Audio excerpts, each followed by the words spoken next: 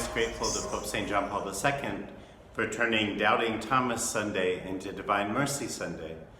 It helps us shift our focus to what God was really doing. We always give Thomas a hard time, even though in moments of grief and loss, he wouldn't be the only one who's cried out and shut down and pushed away. But we have his story, not as the story of Thomas, but as the story of Jesus.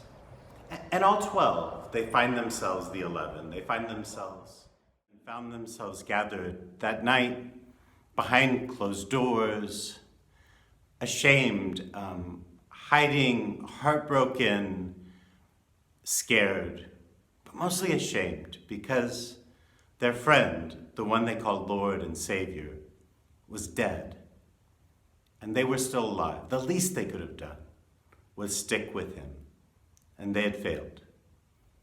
And that's where they found themselves. Forget Thomas with a few doubts a week later. All of them having betrayed and doubted and been weak. And look what Jesus does. Look what the Father's mercy, what the Father's merciful love does for them.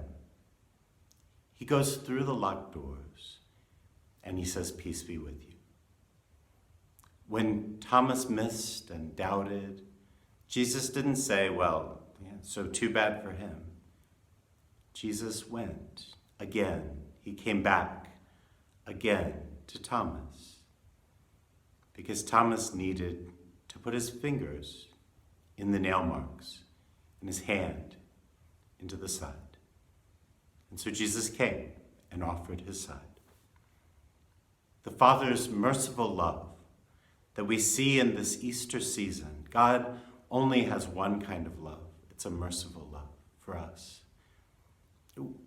If the apostles had all believed, if all of Jesus' disciples had been faithful and stuck with him, what kind of love would that require to save them, to be with them? But when they failed, when they were scared, when they denied, when they pushed away, that's when God's glory shines. That's when God's merciful love came to them. And that's the stories of all of the apparitions of Jesus before he ascends into heaven, are stories of Jesus coming to the places not where they've earned his presence, but where they most needed him. The times when Peter went fishing, when Mary Magdalene was on the ground crying, when the apostles walking to Emmaus, when Cleophas thought they were complaining to a stranger because they didn't have the nerve to tell God how upset and disappointed they were. And yet God was there, hearing them and answering them.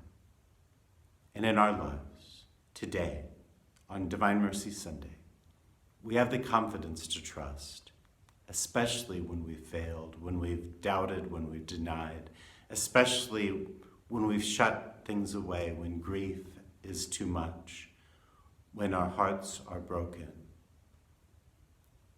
that our God is a merciful God and that his love is a merciful love.